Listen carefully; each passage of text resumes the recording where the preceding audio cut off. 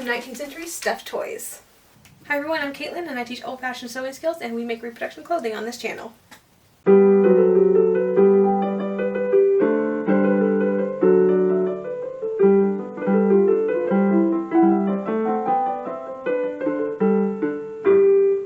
Alright, so today was supposed to be 1840s and 1850s baby dresses. But then Marna Davis put out a pattern for a 19th century stuffed elephant that was adorable.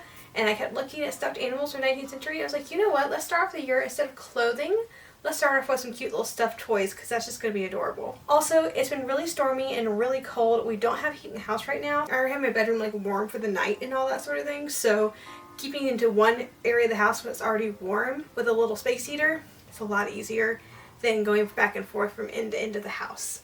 So I needed something I didn't need a sewing machine for, that I didn't need to spend a lot of time here for, but something I could sit and like be cozy in bed hand sewing. Alright, so patterns. I have the elephant pattern from Marna. I also found a modern rabbit that looked so similar to the 19th century ones, and I made it much bigger. The pattern was only like an 8cm rabbit, which was going to be too small for a toddler, so I figured make it much bigger, so we have like a 12-inch rabbit now. And for the elephant, I have this wool. It's nice and gray. I have a lighter gray silk for like the inside of the ears. And I do have like white silk for tusks. I can do tusk also out of white cotton. I have both options. For the rabbit, I have this extra cotton. I was wanting corduroy because I thought that would be so soft. I really couldn't find any evidence of corduroy toys until the 20th century, so I think we're going to stick with the cotton scraps. And also the elephant has like this cute little, because it's like a 19th century elephant that's like circuses and such. So a little bit of velvet to go on top of his back, and I have my bag of trims that we can kind of search through and decide what would look good on our elephant. So that'll go in there. And then for the rabbit's ears and stuff, I kind of wanted a pink silk. I don't have any pink silk. I don't even have pink cotton that would be period correct. Actually, hang on. Yes, I do. I had the stuff left over from our 19th century, or from our 1920s underwear. Yay! Okay. So I don't have to use any of that. So this is going to be rabbit. This is going to be elephant. And I think while we're in here, I'm going to go ahead and cut all the pieces out, and then we can put it all together.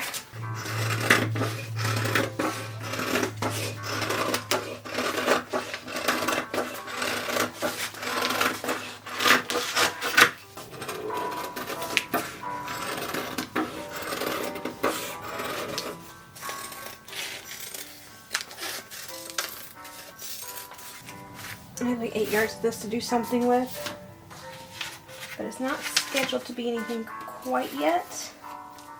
And it came to me in like a 7-yard piece and a 1-yard piece. So I'm just using the 1-yard piece. I'm not going to use very much of it.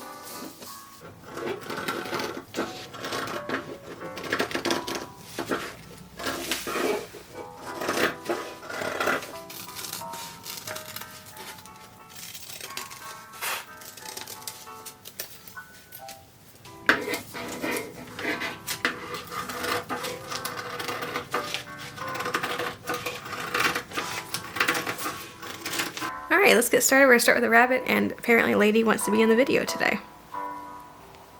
Right in the way. This may not work. Alright, it warmed up a little bit, but I'm still going to sew here because it's still a little bit warmer. I do have the window open though. So I'm starting with the ears for the rabbit. Oh, yeah, I know if I said that, but there's the pink and then there's the brown. And I thought about doing a back stitch and then realized a double running stitch would still be faster, so that's what we're going with. Okay, I did leave a little space open. We're gonna turn it inside out. So I have a little bunny ear now. And I found a giant bag of wool, so we're just gonna stuff it with wool. I'm not making the ears like super stuffy because usually, you know, rabbit ears are fairly flat.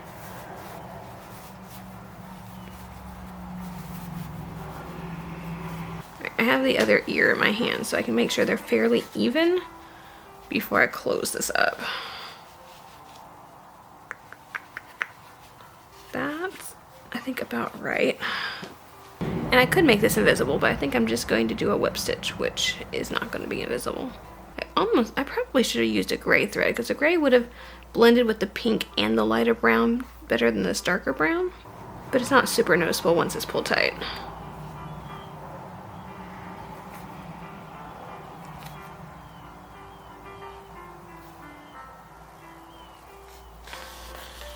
Alright, we got little bunny ears. So I guess the next step is actually going to be sewing this thing together. So I have the front and a back, and then there's this part, which is like the underbelly, which I almost could have done in white. I didn't think about that. Oh well. Alright, here's our little bunny. Here's his face. And there's a little gusset that goes on the inside. It had to be darted right down the middle of his belly. I have one side sewn in, and we're just sewing in the other end.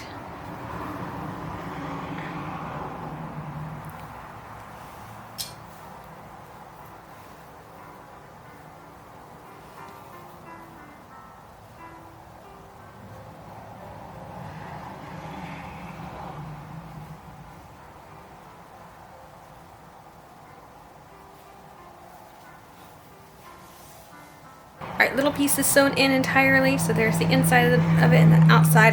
I'm going to stuff it on its behind, and so we're going to need to sew this little bit right here on its butt, and then sew the top.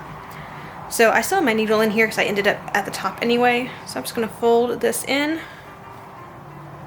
and do several little stitches right here so there's no gaps, and just keep going.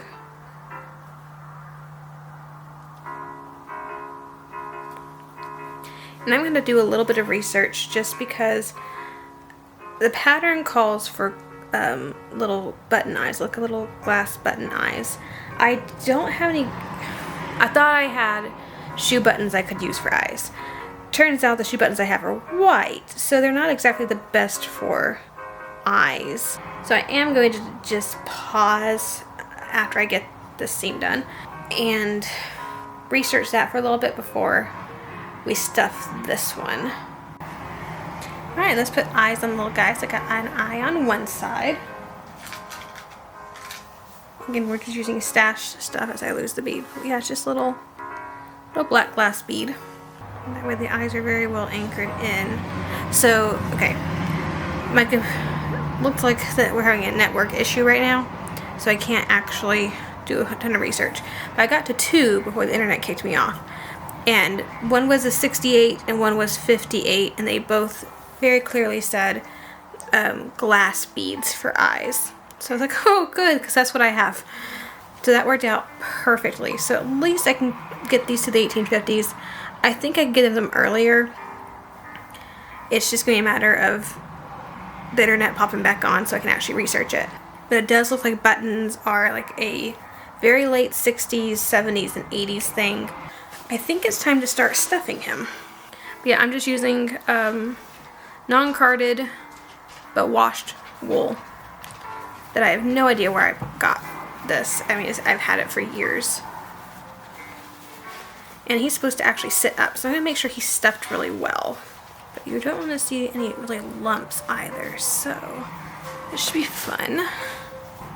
I've had this for so many years by now. The sheep that it came from is probably dead by now. Sorry, that was a little bit morbid. It's not supposed to come out that far. It's supposed to be here. Much more, not like a snout. It kind of looks like the Loch Ness Monster like that.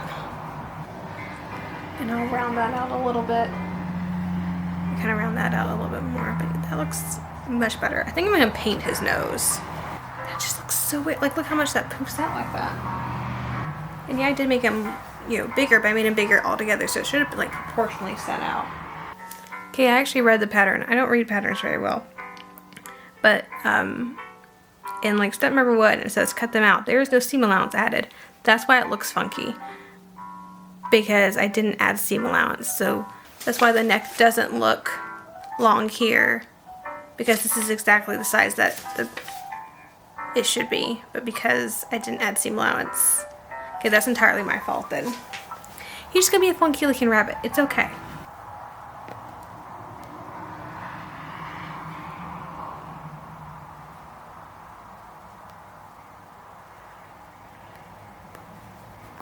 I probably got confused because I was cutting this one and the elephant at the same time, and the elephant definitely includes the seam allowance.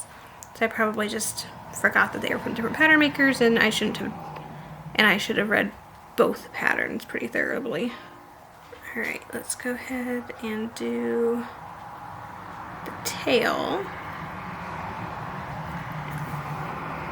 Probably should have cut his tummy out of the same fabric as this, but that's okay. That'll fit kind of on his rump right here.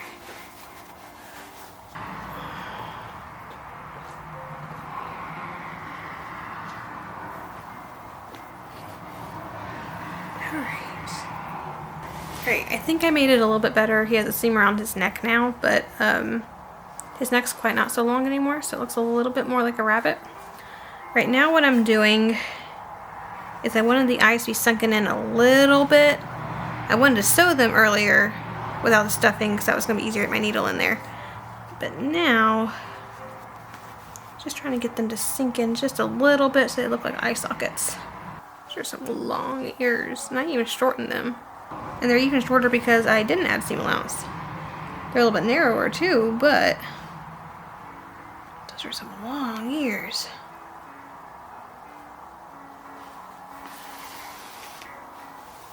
I'm going to go around it twice just to make sure that they're in. Alright, floppy ears, but there's our little bunny rabbit. That looks a lot better. He looks a lot more like a bunny now. Poor ears.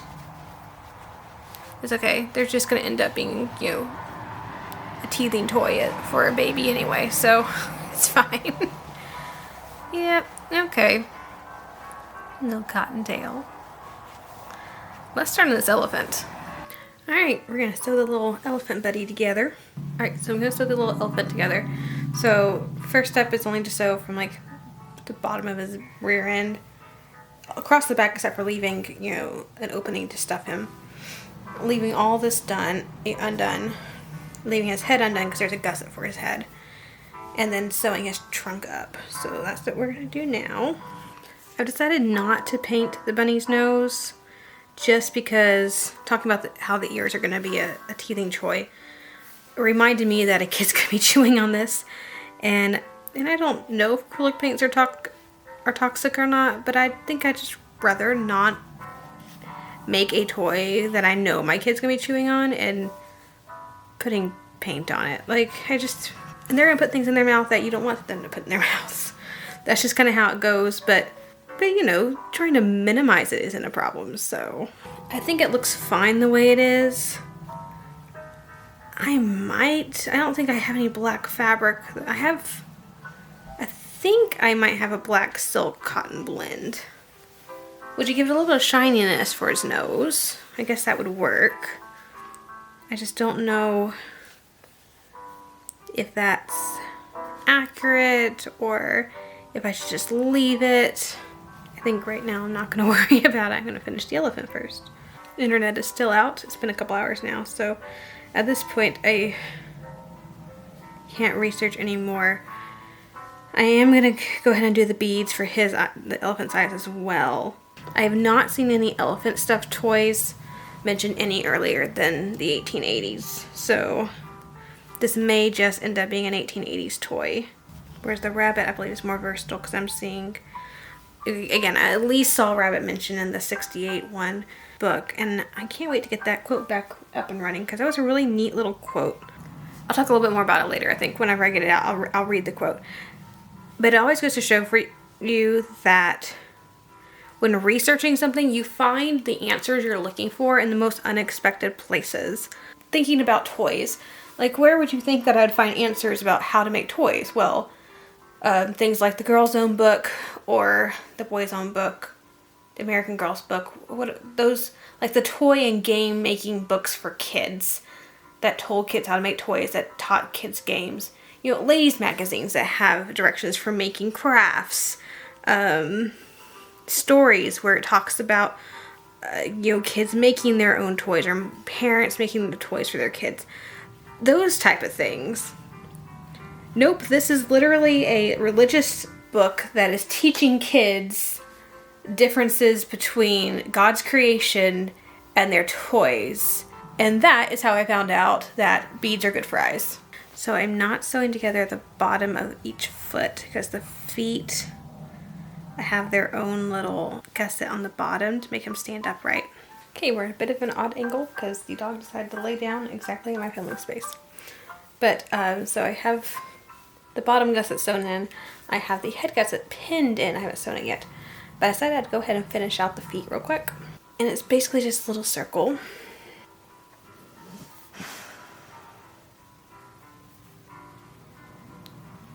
That was quite the sigh. What do you have to sigh about, my little freeloading slacker? Alright, now it's the head gusset.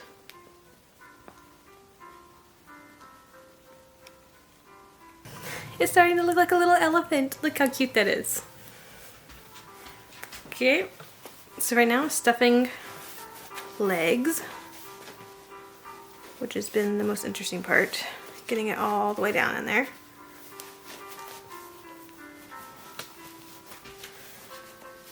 And this one's supposed to stand up, so you need to make sure that wool is really packed down in there. There isn't a pattern piece for tail, so I wonder if I need to go grab some scrap fabric and get a tail for him. Because elephants have tails. It stands up! Look at that, that's adorable. Okay. Alright.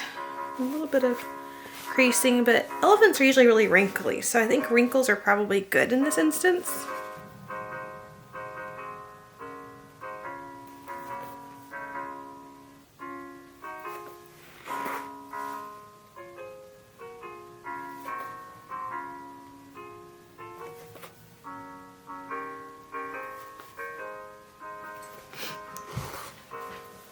Oh, we gotta put his ears on next. Okay, we gotta do his ears too. That's kind of an important part of an elephant. Are those big floppy ears? He's got one ear on. So let's put on the other ear. I just marked it. Marna had a really good idea in the pattern to use the headpiece to mark where the ears go.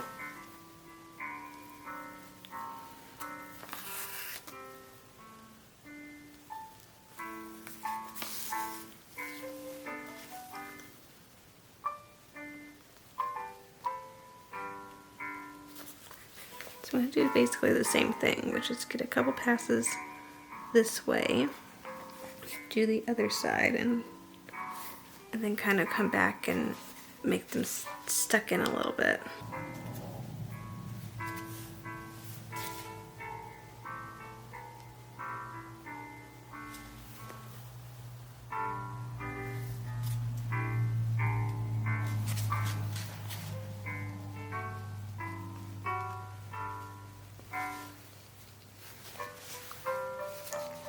So for the tail, what I'm thinking is I have a scrap wool here, and elephant tails have like a little bit of hair on the end.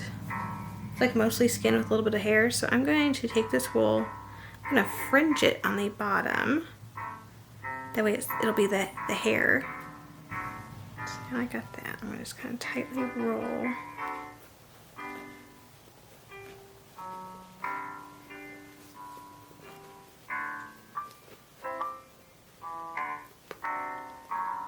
Now this is a very small piece, so I gotta make sure I really stitch it very well onto the elephant. Okay, I should have cut that at an angle slightly so it kind of set down a little bit more, but I think that looks pretty good. It's probably a bit long, but I think it looks okay. They're really long tucks, but they're tusks, so. And all I did was make them do the same thing we did with the tail, except for I didn't, fringe the end. And I ended up using silk for the tucks just because I just felt it looked better. These are going to be some very long tusks. And again, like the tail, I'm going to sew these in really, really well. There, and I'm just going to tack this on. I don't even think we're going to trim it. I think we're going to leave it. I couldn't figure out like what colors would go good with the burgundy and the gray. So I think we're going to leave it right now. Now it makes me really want to get a tiny little frozen Charlotte doll just so she can ride the elephant. Like we could make her like one of those little what are they called? But like a little carriage thing that goes on top of the elephant. There's a word for that. Frozen Charlotte doll will go on my list of things I need. And there's little boy versions of that too. Not Frozen Charlotte, Frozen Charlie. I don't know if they're appropriate for the 1880s though. Alright, I think both of our little stuffed animals are done. Alright, there they are. I think they turned out super cute. And the bunny's still a little funky looking, but the elephant turned out really great. And yeah, it was a whole lot of hand sewing, but I don't know. I think it's definitely less work than dresses would have been. And I'm excited to get to the dresses, but it was a fun little change of pace just to do toys, just for a different experience.